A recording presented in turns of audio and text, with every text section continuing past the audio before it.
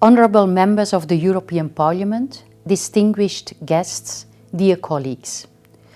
Today marks the International Day of Remembrance for the fallen police officers, a day dedicated to honouring the brave agents who have lost their lives while serving and protecting their communities. As former Chief of Police myself and Executive Director of EU.Pol, I address you with a heavy heart, as we remember and pay tribute to the officers who have made the ultimate sacrifice. I want to take a moment to acknowledge the families of our fallen officers. They have endured a tremendous loss that words cannot describe. We honor your loved ones for their service, and we will never forget their sacrifice. As we remember our fallen colleagues, we must also recognize the challenges that modern policing faces today. For a police officer, a normal day means dealing with people in distress, those suffering from addiction or mental health issues, and those who may be armed and dangerous. We must also acknowledge that the police is under constant scrutiny as they carry out their duties. They are rightly held to a high standard of accountability. But it is true they are often criticized when they use force, and they are also criticized when they do not use force.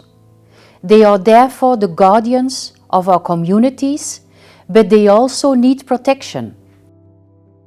This is a concern particularly close to my heart. During my career, I have witnessed and supported colleagues that were targets or exposed to violent assaults. Allow me to share with you a personal example. You certainly remember the terrorist attacks at Brussels airport in March 2016. 35 people were killed in 2 attacks the same day. A police officer was heavily injured. He was unconscious for days and he lost a leg. This had a profound emotional impact on the entire police force. I was Belgium's General Commissioner at the time, and it was critical for me to express solidarity for the officer and his family, but also for tangible efforts to be taken to improve police safety. And then I could witness colleagues whose scars were not visible but equally impactful.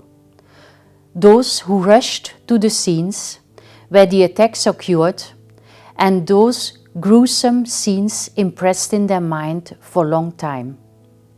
The psychological impact of such events and related stress-induced trauma affected not only the officers concerned, but also their families. I cannot stress more the need to identify early signs of psychological impact on the officers dealing with the most dreadful criminal incidents. With this example, I wish to convene one key message. Violence against police must be handled not only emotionally, but also professionally with concrete measures. Measures should allow supporting follow-up of victims and their families. This can include, for example, facilitating professional reorientation of a wounded officer when necessary, or having the procedures in place to compensate families of fallen police officers financially. Measures should also ensure better prevention. It includes for police officers to have sufficient protection resources for their infrastructures and gears, for example.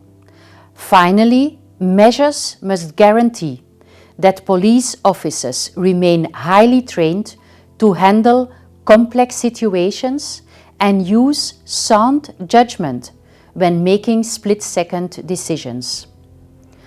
I would like to conclude saying that all institutions have a responsibility to protect those who serve the public interest.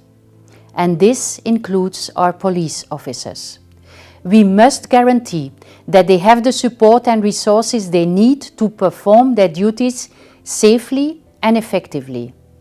As we remember our fallen officers today, let us also recommit ourselves to supporting all of those who serve as police officers. We should work together to create a safe and just society where everyone can live without fear of violence or discrimination. Let us honor the memory of our fallen heroes by striving to build a better world for future generations.